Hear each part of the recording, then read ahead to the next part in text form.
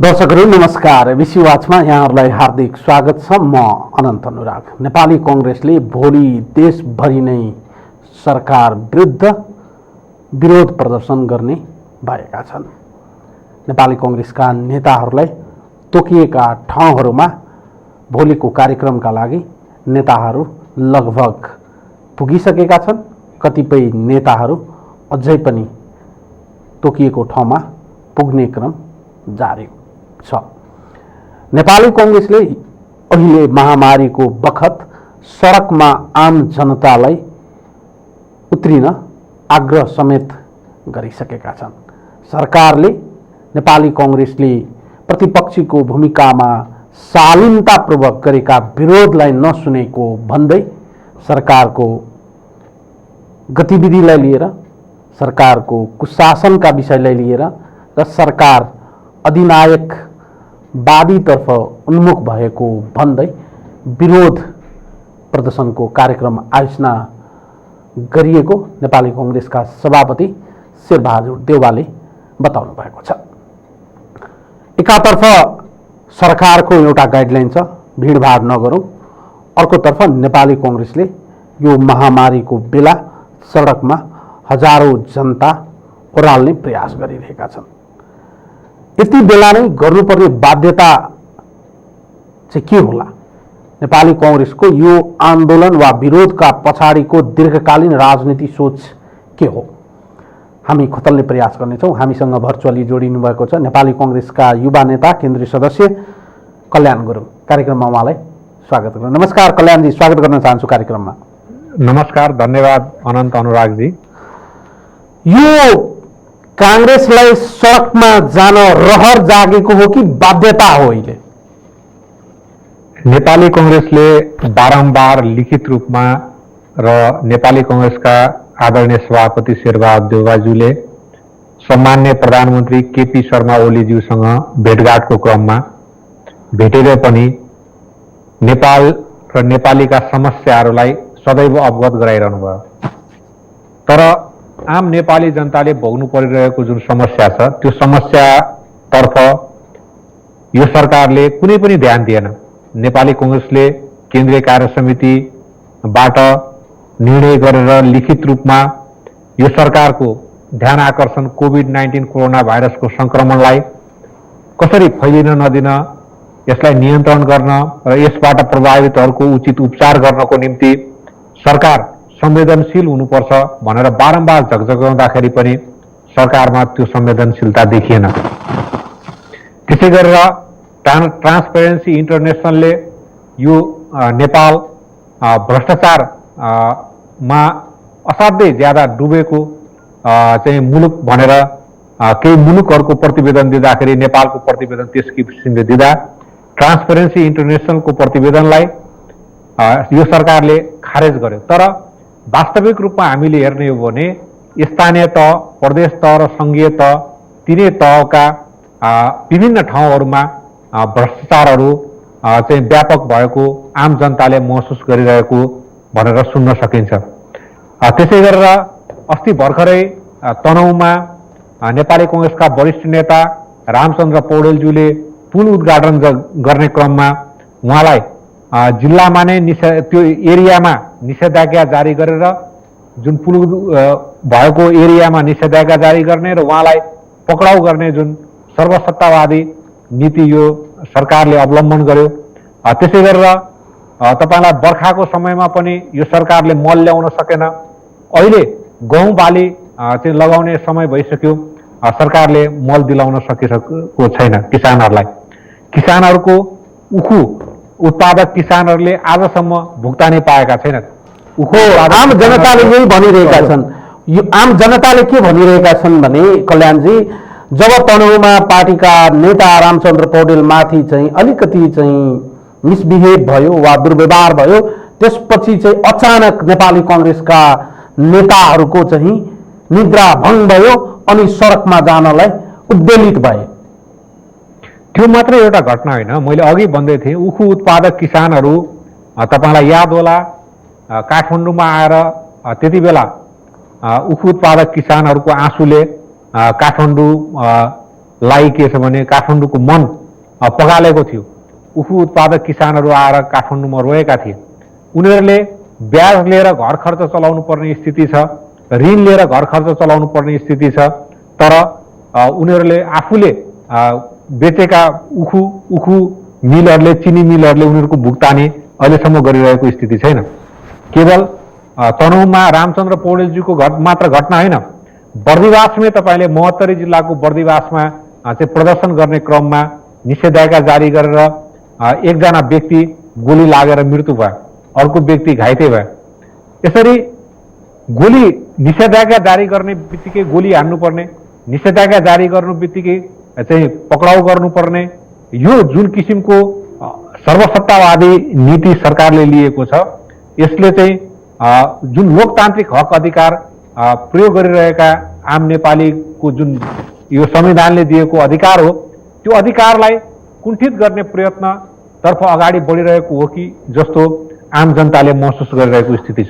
Lockdown भएको लगभग 1 वर्षको समयावधि व्यतीत हुँदैछ, लगभग 9-10 महिनाको समयावधि व्यतीत हुँदैछ।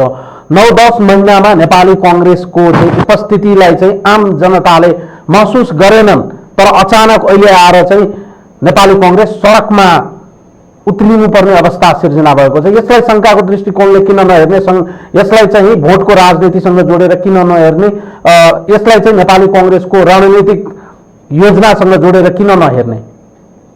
हामीले नेपाली कांग्रेसले नै बारम्बार कोभिड-19 कोरोना भाइरसको संक्रमण बढिरहेको कारणले अहिले पनि अत्यधिक रूपमा नै बढिरहेको छ।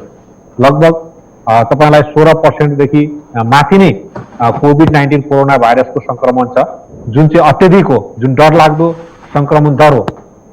किनकि विश्वको रेकर्ड हेर्दाखेरि 3 देखि 5% बढ्ने बित्तिकै त्यहाँ लकडाउन हुने, त्यहाँ चाहिँ के छ भने हिँडडुल गर्नलाई प्रतिबन्ध लगाउने र विभिन्न क्षेत्रहरू, जुन क्षेत्रहरूबाट प्रत्यक्ष सम्पर्क हुने व्यापारका क्षेत्रहरूलाई त्यस्ता व्यापारहरू बन्द गर्ने परम्परा छ। तर नेपालमा 16 देखि माथि नै 16% देखि माथि नै संक्रमण दर छ। त्यसैले यो भयावह संक्रमणको दर हो। यो स्थितिमा पनि हामी सडकमा आउनु हाम्रो बाध्यता हो, किनभने हामीले लिखित रूपमा नेपाली कांग्रेसले सम्मान्य प्रधानमन्त्रीजीको ध्यान आकर्षण गरायो। बारम्बार आदरणीय सभापति शेरबहादुर देउवाज्यूले सम्मान्य प्रधानमन्त्री केपी शर्मा ओलीज्यूलाई भेटेर भेटघाटको क्रममा बारम्बार जनताका पीर मार्काहरूलाई उहाँले ध्यान आकर्षण गराउनु भयो।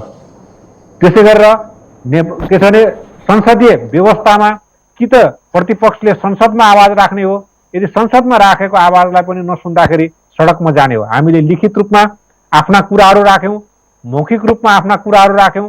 सरकारले अपरझट संसद स्थगित गरेको छ, संसदमा हामीले कुरा राख्न पाइरहेका छैनौं। अब हामी सडकमा नआए कहाँ हुने?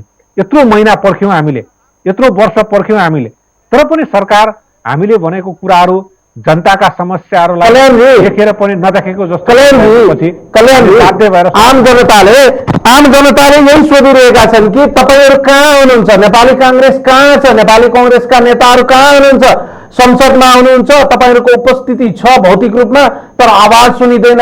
एकाध बाहेक बोलेका नेताहरूको आवाज त कहीँ पनि सुनिदैन, मिडियामा पनि त्यस्तै तपाईहरुको आवाज मसिनो छ र भनिरहेका छन् आम जनताले यो 9 महिनाको समयावधिमा नेपाली कांग्रेसले थुप्रै जनताका अपेक्षाका लागि बोल्नुपर्ने कुराहरू थियो, तर ती कुराहरूको लागि चाहिँ नेपाली कांग्रेस कहिले पनि बुलन्द र चर्को स्वरमा चाहिँ सरकारको एगेन्स्टमा बोलेको देखिँदैन।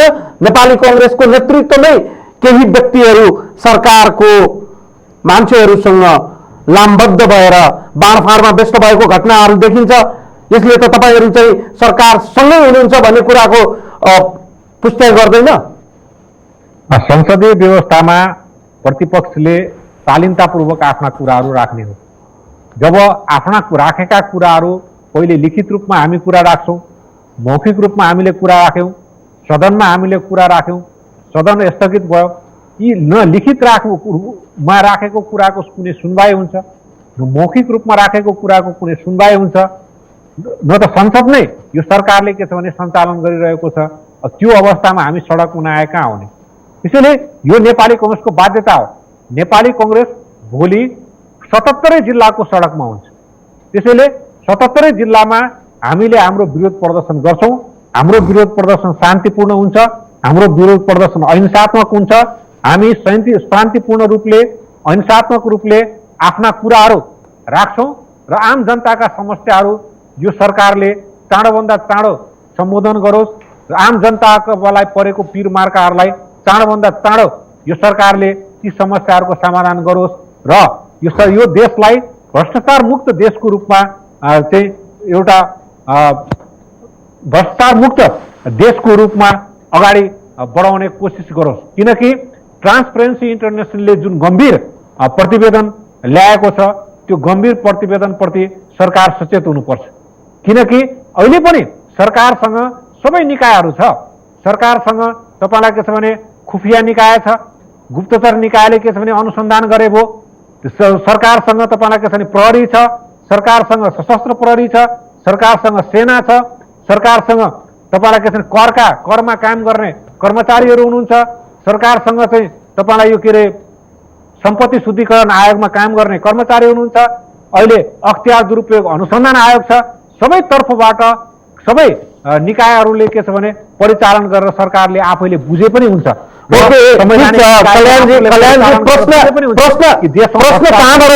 प्रश्न कहाँबाट तपाईँहरूमाथि तेर्सिन सुरु भयो भने तपाईँहरूले अहिले गरेको आन्दोलनको गन्तव्य के हो, तपाईँहरूले अहिले सुरु गरेको यो आन्दोलनको चाहिँ खास माग चाहिँ के हो, तपाईहरुले यो आन्दोलन जुन अहिले धरातलीमा टेकेर गरिराख्नु भएको छ यो आन्दोलनले साँच्चीकै आम जनताका मुद्दा बोकेका छन् कि नेपाली कांग्रेस अब यो देशमा भने नेपाली कांग्रेस भन्ने पार्टी पनि छ है भने र त्यो पार्टी चाहिँ अझै पनि एक्टिभ छ है भन्ने कुराको संकेत देखाउनको लागि तपाईले अघि बताउनु भयो हामीले शालीनतापूर्वक प्रतिपक्षीको भूमिका निर्वाह गर्यौं अब चाहिँ के यो शालीनता भङ्ग भएको हो भनेर हामी बुझौं होइन हामी शालीनतापूर्वकै प्रतिपक्ष भूमिका निर्वाह गर्छौं आज पनि गर्छौं भोलि पनि शालीनतापूर्वकै प्रतिपक्षको भूमिका निर्वाह गर्छौं हाम्रो नेपाली कांग्रेस आफ्नो स्थापना कालदेखि नै अहिंसात्मक र शान्तिपूर्ण रूपले आफ्ना विरोधका कार्यक्रमहरू गरिरहेको छ र भोलि पनि भविष्यमा पनि नेपाली कांग्रेसले शान्तिपूर्ण र अहिंसात्मक रूपले नै आफ्ना कार्यक्रमहरू सञ्चालन गर्छ र शालीनतापूर्वकै प्रतिपक्षको भूमिका निर्वाह गर्छ हामी उग्र प्रतिपक्षको भूमिका निर्वाह गर्ने पक्षमा छैनौं हामीले कोभिड-19 को संक्रमणबाट आम जनतालाई त्यसो जोगाउनु यो सरकारको राज्यको कर्तव्य हो त्यो पूरा गर्नुपर्छ भनेर हामीले बारम्बार कुराहरू उठाइरहेको यो आज मात्रै उठाएको कुरा थिएन बारम्बार हामीले यो कुराहरू उठाइरहेका थियौं स्थानीय तहदेखि प्रदेश तहदेखि संघीय तहहरूमा भ्रष्टाचारका कुराहरू आए सबै तहहरूमा चाहिँ भ्रष्टाचारहरू व्यापक रूपले बढिरहेको छ भन्ने कुरा ट्रान्सपेरेन्सी इन्टरनेसनलको प्रतिवेदन आउनुभन्दा अगाडि नै हामीले बारम्बार कुरा उठायौं कि भ्रष्टाचारहरू बढिरहेको छ सरकारको दायित्व सुशासन दिनु हो भ्रष्टाचार रोक्नु हो कानुनी राज्यको अनुभूति गराउनु हो त्यसैले आम जनताले म पनि यो देशको नागरिक हुँ मैले पनि बोलेको कुरा सुनवाई हुन्छ भन्ने प्रत्याभूति सुशासन दिनु राज्यको कर्तव्य हो तपाईले ठिकै भन्नुभयो अहिले महामारीको बखत छ महामारीको बेला आम जनता सामाजिक दूरी कायम गर्नुपर्ने होला आम जनता चाहिँ भिडभाड गर्नु नपर्ने होला तर तपाईहरु त देशैभरि चाहिँ लाखौं जनतालाई हजारौं जनतालाई सडकमा ओह्राल्दै हुनुहुन्छ यसबाट चाहिँ कोरोना फैलिन्छ कि कोरोनाबाट मान्छे जोगिन्छ हामीले सबै ठाउँमा भनेका छौं कि सोशल डिस्टेन्स मेन्टेन गरौँ त्यसको लागि मास्क तपाईहरुले आफैले वितरण गर्नुपर्ने होला होइन सोशल डिस्टेन्स मेन्टेन गरेर आम मानिसहरूले अहिले पनि हामी नेपाली कांग्रेसको तर्फबाट हामी भन्छौं सोशल डिस्टेन्स मेन्टेन गरौँ मास्क लगाऊ र मास्क नलगाइकन हामी के छ भने अगाडि नआऊ कुनै पनि ठाउँमा जाँदाखेरि हामी मास्क लगाएर मात्र जाने गरौँ किनकि सबैजनाले मास्क लगाउँदाखेरि संक्रमण दर अत्यन्त कम हुन्छ त्यसैले मास्क नलगाइकन कुनै पनि ठाउँमा नजाऊ हामी मास्क लगाएर जाऊ र सोशल डिस्टेन्स हामीले मेन्टेन गरौँ र कोरोनाको संक्रमणबाट आफू पनि बचौं र अरूलाई पनि बचाऊ त्यसैले कोरोनाको संक्रमणबाट बचेर हामीले मुलुकमा भइरहेको बेथितिहरू जुन छन् मुलुकमा देखिएको जुन भ्रष्टाचार छ जुन मुलुकमा देखिएको सर्वसत्तावाद छ र मुलुकमा जसरी कोभिड-19 कोरोना भाइरसको संक्रमणबाट आम जनताहरू पीडित हुनुहुन्छ आम जनता मात्र होइन सबै पेशाकर्मीहरू पीडित हुनुहुन्छ व्यापारीहरू पीडित हुनुहुन्छ, मजदुरहरू पीडित हुनुहुन्छ, किसानहरू पीडित हुनुहुन्छ, उहाँहरूलाई राहतको प्याकेज पनि यो सरकारले ल्याएको छैन। त्यसैले हामीले पहिले नै भनेका थियौँ कि राहतको प्याकेज यो सरकारले दिनुपर्छ र कोभिड-19 कोरोना भाइरसको संक्रमण दरलाई फैलिनलाई यो सरकारले तदारकताका साथ अगाडि बढ्नुपर्छ। अहिलेसम्म तपाईँलाई हाई फ्लो अक्सिजन दिँदाखेरि पनि कतिपय कोरोना संक्रमितहरू बाँच्ने स्थिति हुन्छ। हाई फ्लो अक्सिजन दिने व्यवस्था अस्पतालहरूमा अहिलेसम्म यो सरकारले गरेको छैन। अक्सिजन प्लान्ट सरकारले लगाउन सक्दैन। कति महँगो पर्छ र अक्सिजन प्लान्ट? अक्सिजन प्लान्ट लगाउँदाखेरि हाई फ्लो अक्सिजन दिनलाई सजिलो हुन्छ। अहिले भेन्टिलेटरहरू थपिएका छैनन्, भेन्टिलेटरहरू खरिद भएका छैनन्।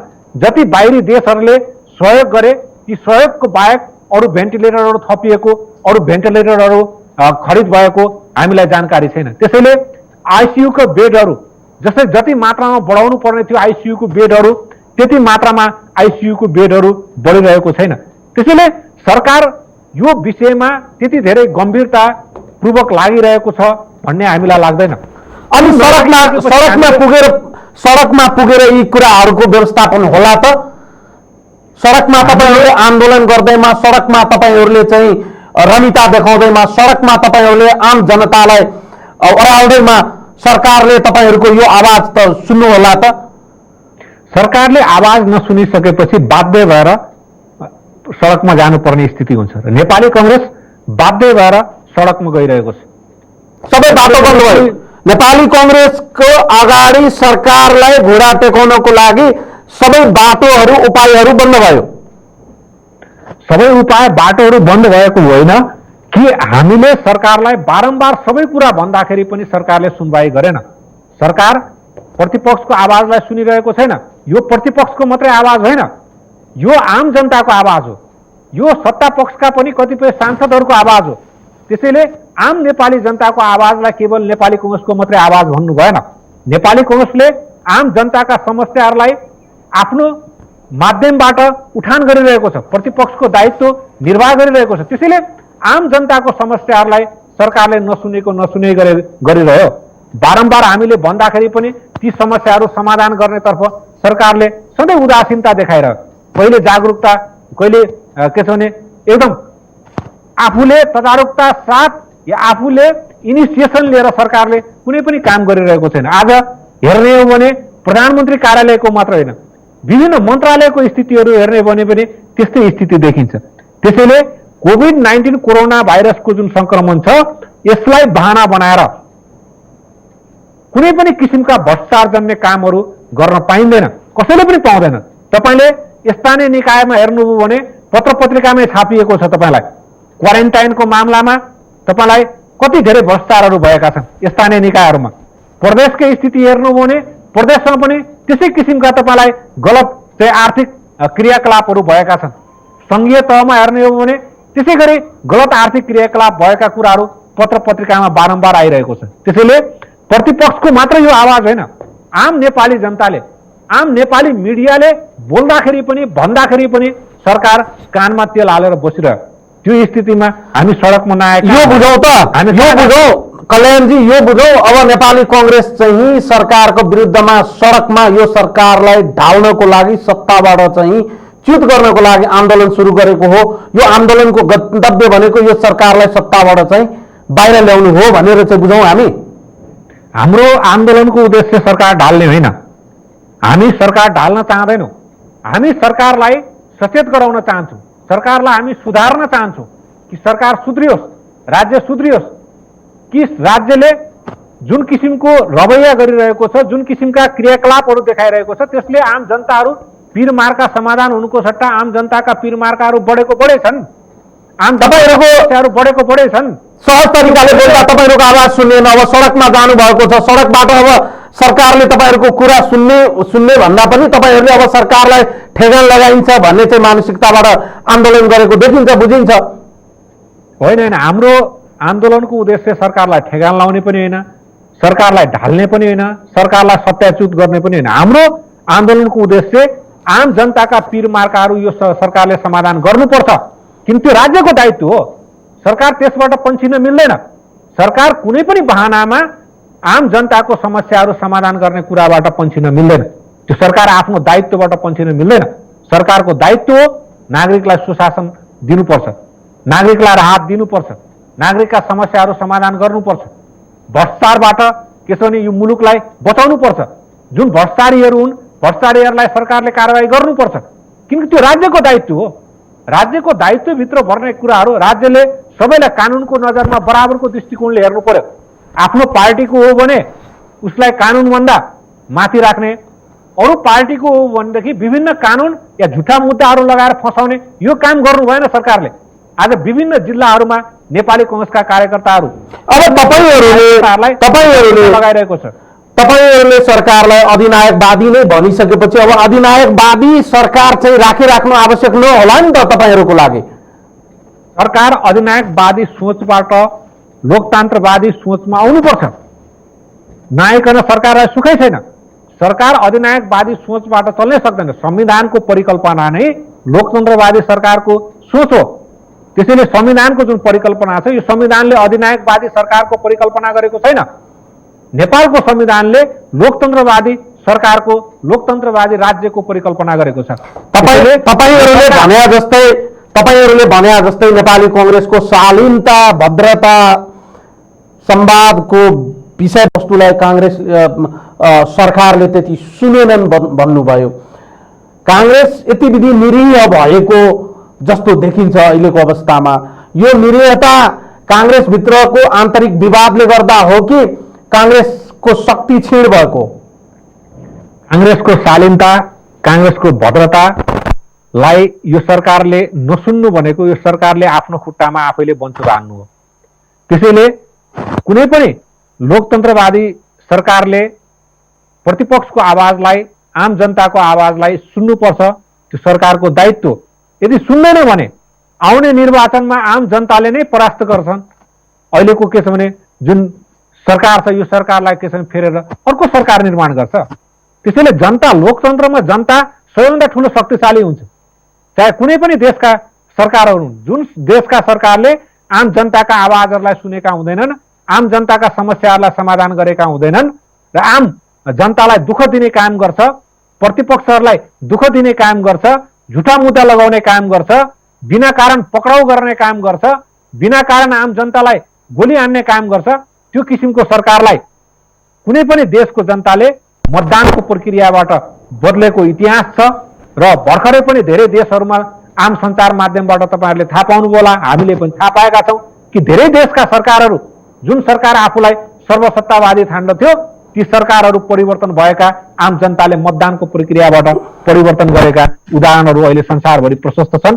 र भोलिको दिनमा नेपालमा पनि आम नेपाली जनताले मतदानको माध्यमबाट अहिलेको सरकारलाई परिवर्तन गरेर आफूले चाहेको सरकार निर्माण गर्नेछ। लोकतन्त्रमा पार्लियामेन्ट्री सिस्टममा संसद भनेको प्रतिपक्षीको हुन्छ भनिन्छ।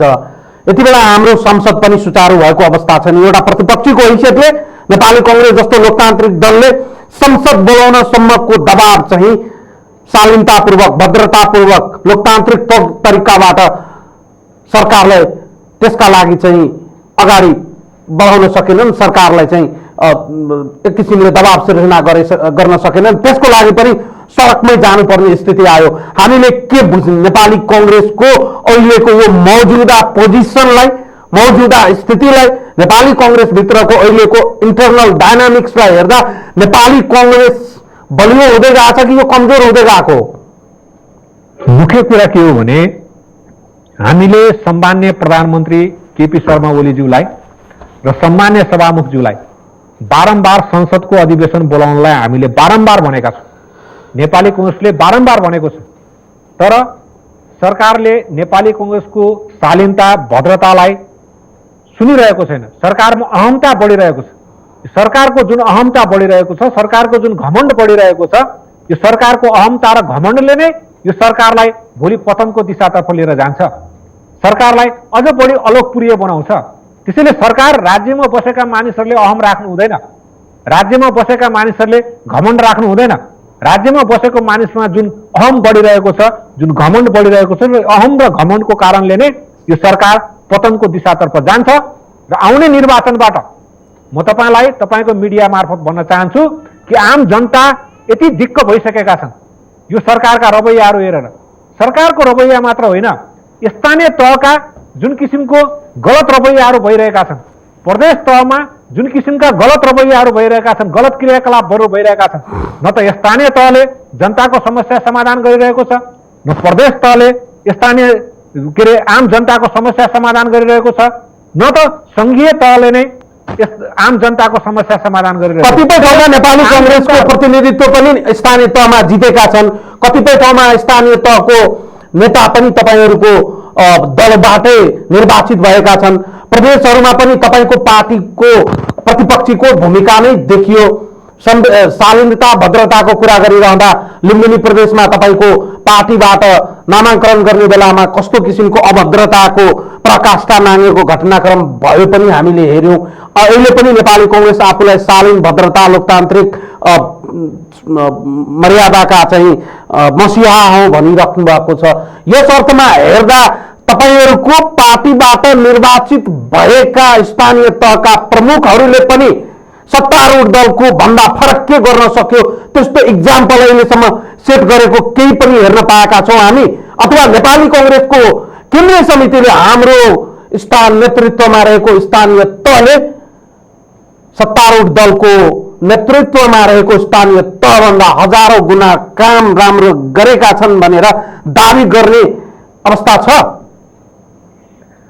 हामीले बारम्बार भनेका छौँ, हाम्रो तर्फबाट जितेका स्थानीय तहमा जितेका कुनै पनि व्यक्तिले कुनै पनि गल्ती गरेका छन् भने त्यो गल्तीको सजायको भागीदार हुनुपर्छ। चाहे प्रदेश तहमा जितेका व्यक्ति हुन्, चाहे सङ्घीय तहमा जितेका व्यक्तिहरू हुन्, कुनै पनि व्यक्ति कानुनभन्दा माथि हुँदैन। त्यसैले नेपालको कानुनमा सबै व्यक्तिहरू बराबर हुन्छन्, संविधानले सबै व्यक्तिलाई बराबर भनेको छ। तर नेपाली कांग्रेसलाई तपाईले हेर्नुभयो भने नेपाली कांग्रेस जितेको स्थानीय तहहरूमा सङ्घीय तहबाट पठाउने बजेट, प्रदेश तहबाट पठाउने बजेट अत्यन्त कम हुन्छ। आज प्रदेशमा पनि उहाँहरूको सरकार छ, 6वटा प्रदेशमा, 2 नम्बर प्रदेशमा अर्को पार्टीको सरकार छ, केन्द्रमा उहाँहरूको सरकार छ। उहाँहरूले छानबिन गरे भयो नि कि नेपाली कांग्रेसले कहाँ कहाँ गल्ती गरेको छ नेपाली कांग्रेसले जितेको स्थानीय तहमा। हामीले स्पष्ट रूपमा भनेका छौँ कि सबै स्थानीय तहको छानबिन गरौँ, सबै स्थानीय तहमा जहाँ जहाँ गल्ती भएका छन् ती स्थानीय तहमा भएका गल्तीहरूलाई हामीले स्पष्ट रूपमा पारदर्शी रूपबाट हामीले अगाडि लिएर आउनुपर्छ र जसले गल्ती गरेको छ त्यहाँ कानुन अनुसार सजाय हुनुपर्छ, कानुन अनुसार कारबाही हुनुपर्छ। चाहे प्रदेश तहमा 7वटा प्रदेशको निकालौँ, हामीले सबै 7वटा प्रदेशका मन्त्रालयहरूको गतिविधि निकालौँ, कहाँ कहाँ पारदर्शी रूपमा गलत भएका छन् त्यो हामीले पारदर्शी रूपमा छुट्याउन सक्नुपर्छ। होइन भने आज कुनै पनि दलको सरकार होला, त्यो सरकारले यदि भ्रष्टाचारको बीजारोपण गर्छ भने त्यो बीजारोपण जुन भ्रष्टाचार हो त्यो भोलि मौलाएर जान्छ। त्यसैले भ्रष्टाचार मौलाउनु भनेको देश खोक्रो हुनु हो, आम जनताको खोक्रो हुनु हो। आम जनताले तिरेको कर हो त्यो पैसा कसैको के छ भने घर बेचेर ल्याएको पैसा होइन। आम जनताले आफ्नो रगत पसिना बगाएर तिरेको करको पैसा यदि भ्रष्टाचार भएर जान्छ, चाहिँ प्रदेशमा भ्रष्टाचार हुन्छ, स्थानीय तहमा भ्रष्टाचार हुन्छ, केन्द्रीय तह सङ्घीय तहमा भ्रष्टाचार हुन्छ भने त्यो गलत हो। हामीले त्यही भनिरहेका छौँ कि भ्रष्टाचार भएका ठाउँहरूमा खोजबिन गरौँ, त्यहाँ चाहिँ के छ भने अनुसन्धान गरौँ। त्यो अनुसन्धानबाट यदि सही मानिस छन् भने त्यो सही मानिसलाई भ्रष्टाचारको आरोप लाग्नु हुँदैन। यदि उसले गलत गरेको छैन भने उसलाई भ्रष्टाचार भन्नु हुँदैन। तर जसले गलत गरेका छन्, जसले भ्रष्टाचार जन्य कामहरू गरेका छन् ती अनुसन्धान गरौँ। अनुसन्धान गरेर यदि ती व्यक्तिहरू दोषी देखिन्छन् भने तिनीहरू कानुनबाट बाहिर जानु हुँदैन। तपाईलाई एउटा फरक प्रश्न गर्नुपर्ने भयो। पछिल्लो समय नेपालमा केही व्यक्तिहरूले, केही समूहहरूले अहिलेको यो प्रणालीकै विरुद्धमा, अहिलेको यो हाम्रो सिस्टमकै विरुद्धमा नारा जुलुस गरिरहेका छन्। देशका विभिन्न कुना काप्चामा, सहरहरूमा व्यापक नारा जुलुस भइरहेका छन्। तपाईहरू पनि सडकमा ओर्लिनु भएको छ। यो फरक फरक शैलीको सडक तताउने, सडकमा आन्दोलित हुने, सडकमा आउने यो केवल संयोग मात्रै हो कि एउटा चाहिँ दीर्घकालीन योजनाका पाताहरू हुन्? नेपाली कांग्रेस आफ्नो नीति तथा कार्यक्रम अनुसार सडकमा आएको छ। नेपाली कांग्रेस बहुदलीय संसदीय व्यवस्थामा विश्वास गर्छ, नेपाली कांग्रेस अहिलेको संविधानमा विश्वास गर्छ। त्यसैले यो संविधानलाई हामीले मानेका छौं र यो संविधान मानेर यो संविधानले दिएको अधिकारभित्र रहेर हामी आन्दोलनमा आएका छौं। हाम्रो मान्यता के छ भने हामी बहुलवादमा विश्वास गर्ने भएकोले, हामी बहुलवादी लोकतान्त्रिक विचारधारामा विश्वास गर्ने भएको कारणले गर्दाखेरि शान्तिपूर्ण र अहिंसात्मक रूपले सबैले आफ्ना विचारहरू राख्न पाउँछन् र त्यो राख्न पाउनु पनि पर्छ। त्यसैले शान्तिपूर्ण र अहिंसात्मक रूपले कसैले आफ्नो विचार राख्छ भने त्यो विचारलाई निषेध गर्नु हुँदैन, त्यो राख्ने जुन काम छ त्यसलाई हामीले रोक्नु हुँदैन। तर जसले आफ्ना विचारहरू राख्ने हो ती आफ्ना विचारहरू राख्दाखेरि शान्तिपूर्ण र अहिंसात्मक रूपले राख्नुपर्छ। नेपाली कांग्रेस अहिलेको संविधान अनुसार नेपाली कांग्रेसले जुन पाएको अधिकार छ यो संविधान ल्याउनलाई पनि नेपाली कांग्रेसको महत्त्वपूर्ण भूमिका छ। त्यसैले नेपाली कांग्रेस बहुदलीय संसदीय लोकतान्त्रिक विचारधारामा विश्वास गर्छ र त्यही विश्वास अनुसार हामी अहिले सडकमा आएका छौं। भोलि 77 जिल्लामा नेपाली कांग्रेसको प्रदर्शन हुन्छ र यो प्रदर्शन अहिलेको सरकारले जुन सर्वसत्तावादी नीति लिएको छ त्यो सर्वसत्तावादी नीतिको विरुद्धमा हो। कोभिड-19 कोरोना भाइरसमा जुन किसिमको गम्भीरता देखाउनु पर्ने हो, गम्भीरतापूर्वक काम गर्नुपर्ने हो, कोरोना भाइरसको संक्रमण रोक्नलाई त्यो किसिमको गम्भीरता नदेखाएको, आम जनतालाई राहत नदिएको, आम जनताका समस्याहरूको समाधान नगरेको र मुलुकमा व्याप्त भएको भ्रष्टाचारलाई निवारण गर्न, त्यसलाई रोक्न, त्यसलाई नियन्त्रण गर्न सरकार उदासीन रहेको जुन यो मुद्दाहरू छन् ती मुद्दाहरू लिएर हामी भोलि सडकमा शान्तिपूर्ण र अहिंसात्मक रूपले 77 जिल्लामा आफ्नो प्रदर्शन गर्छौं। तपाईले यति भनिसकेपछि म फेरि पनि तपाईलाई त्यही प्रश्न गर्छु। फेरि मेरो चाहिँ जिज्ञासा र आम जनताको जिज्ञासा, आन्दोलनको एजेन्डा विषयवस्तुहरू जे भए तापनि सत्तारूढ दलभित्र देखिएको विवादलाई क्यास गर्दै यो सरकारमाथि दबाव बनाउने र सरकार सञ्चालन गरिरहनु भएको प्रधानमन्त्रीलाई पदबाट हटाउने योजना तपाईहरूको छ? हामीलाई सत्तारूढ दल भित्रको विवादलाई हामीसँग कुनै चासो सरोकार केही पनि छैन। त्यो उहाँहरूको आफ्नो आन्तरिक कुरा हो। उहाँहरूले कसरी समाधान गर्ने त्यो उहाँहरूको आन्तरिक कुरा हो। त्यसैले मैले अघि पनि भने हामीलाई यो सरकार हटाउनु पनि छैन, यो सरकार ढाल्नु पनि छैन, तर यो सरकार सुध्रिनुपर्छ भन्ने छ। यो सरकार सुध्रिएर सर्वसत्तावाद र अधिनायकवादी बाटो छोडेर लोकतान्त्रिक बाटोमा आउनुपर्छ। यो सरकारले आम जनताको समस्या समाधान गर्नुपर्छ। कोरोनाको संक्रमणबाट आम जनतालाई बचाउनको लागि सरकार प्रयत्नशील हुनुपर्छ। यो सबै तहमा भएका भ्रष्टाचारहरूलाई यो सरकारले निवारण गर्नुपर्छ र यो सरकारले नियन्त्रण गर्नुपर्छ। यदि भ्रष्टाचारलाई नियन्त्रण गर्न सक्दैन भनेदेखि सरकारले सुशासन दिन सक्दैन र आम जनताका कामहरू राज्यका सबै निकायहरूबाट कानुनी राज्यको अनुभूति आम जनतालाई हुन सक्नु पर्यो। प्रतिपक्षहरूलाई झुटा मुद्दा लगाउनु भएन, प्रतिपक्षहरूलाई गिरफ्तार गर्नु भएन, प्रतिपक्षहरूलाई या अन्य दलका मानिसहरूलाई झुटा मुद्दा लगाएर थुनामा राख्ने काम गर्नु भएन। त्यो गलत हो, त्यो सर्वसत्तावादी नीति हो।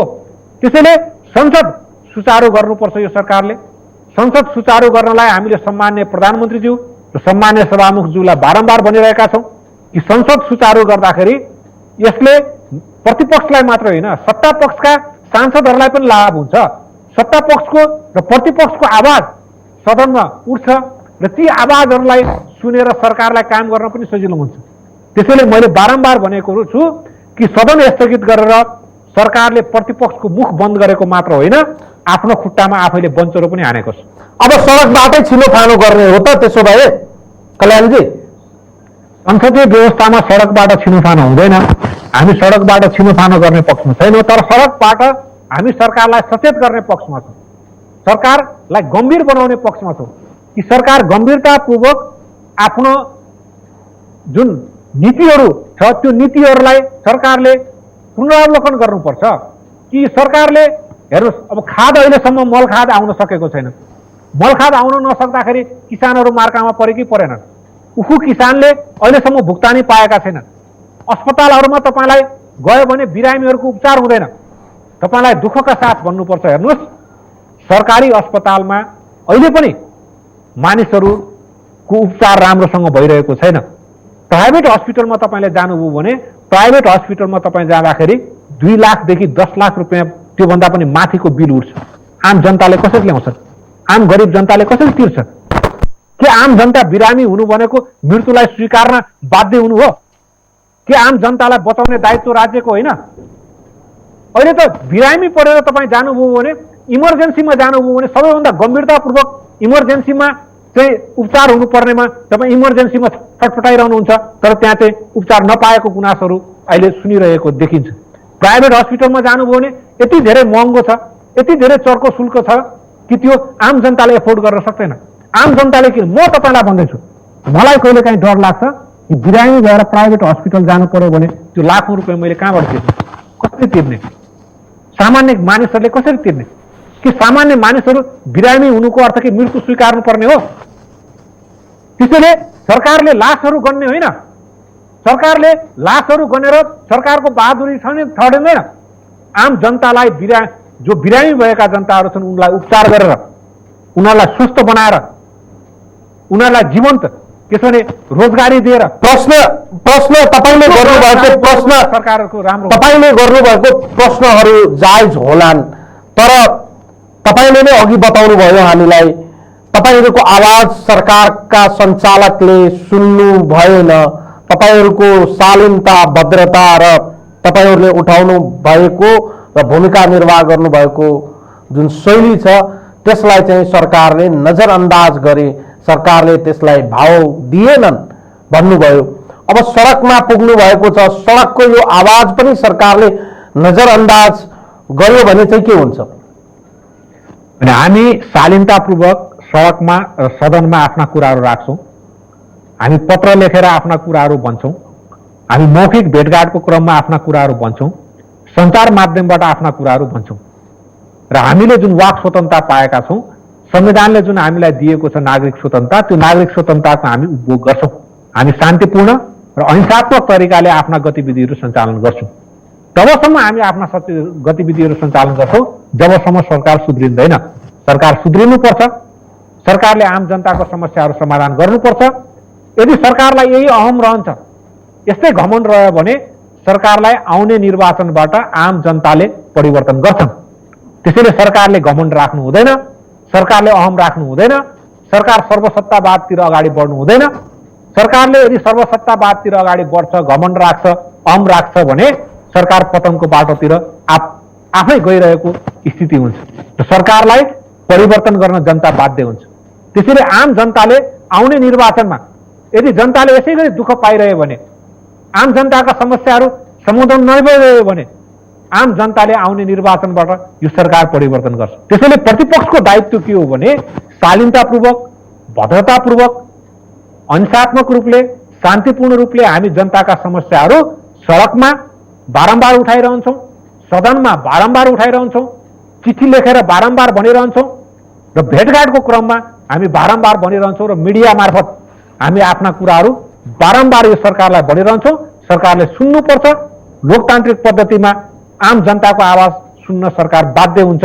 यो लोकतन्त्रको सबैभन्दा ठुलो शक्ति हो र त्यो शक्ति हामी प्रयोग गरिरहेका छौँ। तपाईले दाबी गरे जस्तै यो अर्को निर्वाचनको लागि एजेन्डा सेटिङको सुरुवात नेपाली कांग्रेसले थालनी गरेको छ। भोलिबाट हामी यसरी बुझ्दा पनि हुन्छ? हामी अर्को निर्वाचनलाई मध्यनजर राखेर पनि हाम्रा गतिविधिहरू गरिरहेका छैनौँ। हामी अहिले जुन जनताले पीर मार्का भोगिरहेको छन्, हेर्नुहोस्, तपाईँले पनि पीर मार्का भोगिरहनु भएको होला, तपाईँको परिवारले पीर मार्का भोगिरहनु भएको होला, तपाईँको छिमेकीले पीर मार्का भोगिरहनु भएको होला, मैले पीर मार्का भोगिरहेको होला, मेरो छिमेकीले पीर मार्का भोगिरहेको होला, मेरा परिवारका सदस्यहरूले पीर मार्का भोगिरहेको होला, आम मजदुर किसानले पीर मार्का भोगिरहेका छन्, शिक्षकहरूले, पत्रकारहरूले, डाक्टरले, इन्जिनियरले, वकिलले, तपाईँलाई के छन्, बिजनेसम्यानहरूले, उद्योगपतिहरूले सबैले पीडा भोगिरहेका छन्।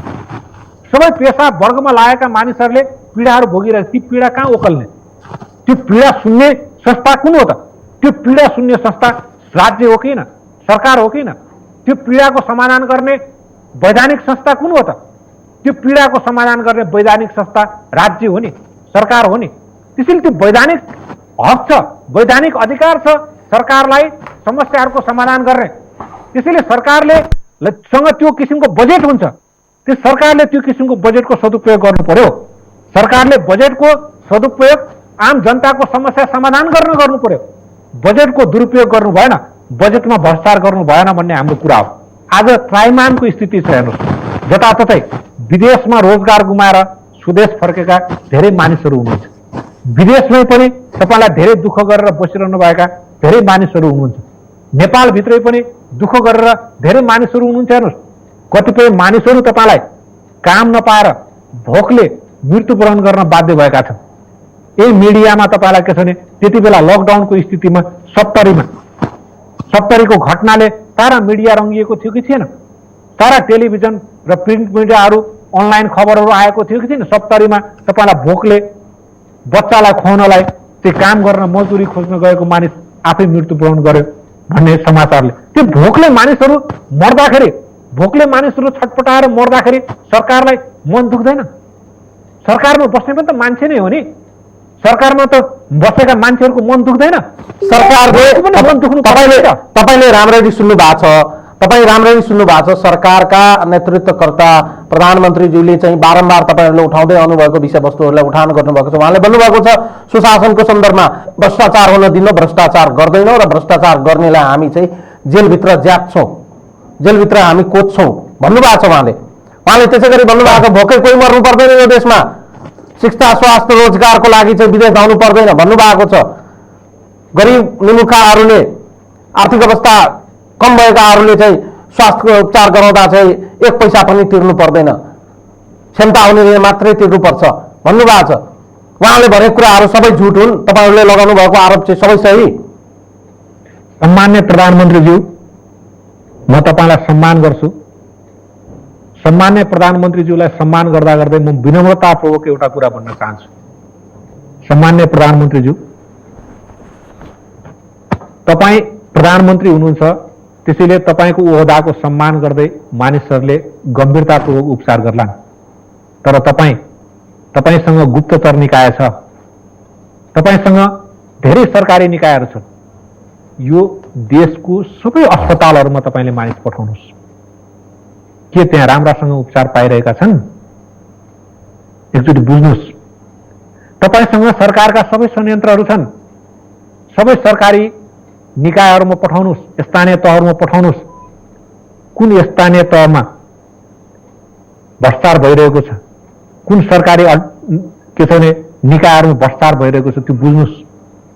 आम जनताले कहाँ कहाँ पिरमार्का भोगिरहनु भएको छ त्यो बुझ्नुहोस्। गरिबको घरमा पठाउनुहोस्। गरिबको घरमा चुलो बोलेको छ कि छैन हेर्नुहोस्। सम्मान्य प्रधानमन्त्रीज्यू, गरिबको घरमा चुलो नबोलेको धेरै दिन भयो होला।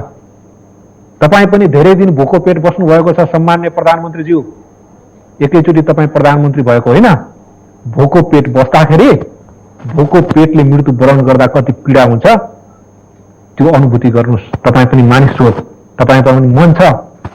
गरिबले भोकै मर्नुपर्छ भनेर विधाताले लेखेको हुँदैन। गरिबलाई भोकोबाट बचाउने तपाईँको दायित्व हो, किनकि तपाईँ प्रधानमन्त्रीको कुर्सीमा हुनुहुन्छ। मन दुख्दैन तपाईँको? तपाईँ पनि गरिब परिवारबाट आएको मानिस हो। तपाईँ प्रधानमन्त्रीले भन्नुभएको विषयमा वा प्रधानमन्त्रीहरूले जे जस्ता विषयवस्तुहरू भन्नु आउँदै भएको छ, दाबी गर्दै आउनु भएको छ, एउटा प्रधानमन्त्रीको हैसियतले उहाँले चाहिँ मजाक गर्नुभएको त पक्कै पनि होइन होला। प्रधानमन्त्रीले बोलेको विषयवस्तुहरू आम जनताका वा देशका आम सर्वसाधारणहरूको लागि एउटा चाहिँ महत्त्वपूर्ण विषयवस्तुहरू हो सबै। उहाँले बोलेका विषयवस्तुहरूमा अविश्वास गर्नुपर्ने आधारहरू छन् त? उहाँले बोलेको कुरामा विश्वास गर्नुपर्ने आधार नभएको कारणले म यति भन्दैछु, यदि मलाई उहाँले बोलेको कुरा र देशको वास्तविकताको बीचमा मेल खाएको भए म उहाँलाई यो कुरा भन्ने थिएन। म सम्मान्य प्रधानमन्त्रीलाई फेरि पुनः भन्न चाहन्छु, सम्मान्य प्रधानमन्त्रीज्यू, कोभिड-19 कोरोना भाइरसको संक्रमणले आज पनि मानिसहरू मरिरहेका छन्। कोभिड-19 संक्रमणको उपचार नपाएर मानिसहरू आज पनि मरिरहेका छन् कि उनलाई बचाउने तपाईँको दायित्व होइन? यो देशको राज्यको प्रमुख तपाईँ हो, सरकारको प्रमुख तपाईँ हो। त्यसै तपाईलाई आम जनताले मत दिएर यो ठाउँमा बचाएको हो। आम जनताको दुःख पीडा पीर मार्कालाई सम्बोधन गर्ने, उनको समाधान गर्ने तपाईको दायित्व। यदि तपाईमा मन छ भने त्यो मन दुख्छ, मान्छेको मन दुख्छ सम्माननीय प्रधानमन्त्रीज्यू। त्यसैले हामीले रहरले सडकमा आएको होइन। म अन्तिम प्रश्न गर्न चाहन्छु कल्याणजी, म तपाईलाई अन्तिम प्रश्न गर्न चाहन्छु कल्याणजी। ठिक छ, प्रतिपक्षीको दायित्वको हिसाबले आवाजहरू जुन सडकमा उठेका छन् ती आवाजहरूलाई तपाईहरूले चाहिँ बल दिने काम अहिले जुन गरिराख्नु भएको छ त्यो प्रतिपक्षीको हैसियतले, एउटा दलको हैसियतले तपाईँहरूको ठिकै होला। त्यसमा मेरो चाहिँ केही भन्नु छैन। तर अहिले जुन स्थिति छ, जुन महामारीको अवस्था छ, जुन अहिले चाहिँ कोरोनाले आम जनता चाहिँ त्राहिमामको अवस्थामा छन्, यी यस्तो अवस्थामा लाखौं हजारौं मान्छे सडकमा आउँदा भोलि कोरोनाको संक्रमितको संख्यामा अचाक्ली वृद्धि भयो भने यसको जिम्मेवारी र दायित्व कसको हो? हामीले बारम्बार भनेका छौं कोरोना संक्रमणलाई रोक्नु राज्यको दायित्व। भीड ओह्राल्नुहुन्छ तपाईँ अनि सरकारले रोक्नु पर्ने होइन। यो भीड ओह्राल्दा चाहिँ यो भीड तपाईँहरूको आह्वानमा आउँदा ती भीडबाट संक्रमितको संख्या अचाक्ली बढ्यो भने यसको दायित्व पनि सरकारले लिइदिनु पर्ने हो र? भीड हाम्रो कारणले बढिरहेको होइन। यदि सरकारले राम्रो काम गरेको भए, यदि सरकारले कोभिड-19 कोरोना भाइरसको संक्रमणबाट जनतालाई बचाउनलाई उपयुक्त कदमहरू चालेको भए, मैले अघि भने अक्सिजन प्लान्ट राख्नलाई कुनै महँगो पर्दैन। हस्पिटलहरूमा अक्सिजन प्लान्ट अहिलेसम्म राखिएको छैन। किन राखिएको छैन? कोभिड-19 कोरोना भाइरसको लागि आवश्यक किसिमका जुन तपाईलाई आइसियुको बेडहरू थप्नुपर्ने, भेन्टिलेटरहरू जुन थप्नुपर्ने, दबाईहरू जुन किसिमले निशुल्क दिनुपर्ने, त्यो किसिमको कुरामा सरकार के छ भने जहिले उदासीन रह्यो। त्यति मात्र होइन, भ्रष्टाचारजन्य कुराहरूमा पनि सरकार उदासीन रह्यो। सरकार आफूलाई के छ भने अहम र घमण्डबाट के छ भनेदेखि अत्यन्त ज्यादा के छ भने पोषित गर्दै गयो। त हामी विवश छौँ। मैले अघि भने हामी बाध्य छौँ सडकमा आउन। हाम्रा कुराहरू न त सरकारले संसद सञ्चालन गरेको छ, लिखित रूपमा दिएका छौँ त्यो कुरा सुनेको छैन, मौखिक रूपमा भनेका छौँ त्यो कुरा सुनेको छैन, मानिसहरूलाई पक्राउ गरेको छ, झुटा मुद्दा लगाएर थुनामा राखेको छ। यो अवस्थामा के गर्ने त? नेपाली कांग्रेसले सडकमा नआएकन, नेपाली जनता सडकमा नआएकन के गर्ने त? हामीले सडकमा आउँदा भनेका छौँ हरेक मानिसले मास्क लगाएर आइदिनु होला, हरेक मानिसले सोशल डिस्टेन्स मेन्टेन गरिदिनु होला र कोभिड-19 कोरोना भाइरसको संक्रमण दरबाट आफू पनि बच्नु होला, अरूलाई पनि बचाउनु होला। किनकि हामीले सबै जतिजना प्रदर्शनमा आउनुहुन्छ कृपया गरेर सबैजनाले मास्क लगाएर आइदिनु होला प्रदर्शनमा र शान्तिपूर्ण अहिंसात्मक रूपले हामीले प्रदर्शनमा सहभागी बनौं, सोशल डिस्टेन्स मेन्टेन गरौं र सबैजनाले मास्क लगाएर आउँ। कोभिड-19 को संक्रमणबाट आफू पनि बचौं र अरूलाई पनि बचाउँ र आफू पनि बचेर कोभिड-19 संक्रमणबाट आफू पनि बचेर अरूलाई पनि बचाएर जुन यो सरकारको सर्वसत्तावादी नीतिको विरोध छ त्यो विरोध हामीले शान्तिपूर्ण र अहिंसात्मक तरिकाले गरौँ। धन्यवाद। समय र संवादको लागि म तपाईलाई धन्यवाद र आभार प्रकट गर्न चाहन्छु। धन्यवाद अनन्त अनुरागजी। धन्यवाद। दर्शकहरू, उहाँ हुनुहुन्थ्यो नेपाली कांग्रेसका युवा नेता केन्द्रीय सदस्य कल्याण गुरुङ। आजको लागि यो संवाद यति नै। सम्पूर्ण युनिट लगायत मलाई पनि बिदा दिनुहोस्। नमस्कार।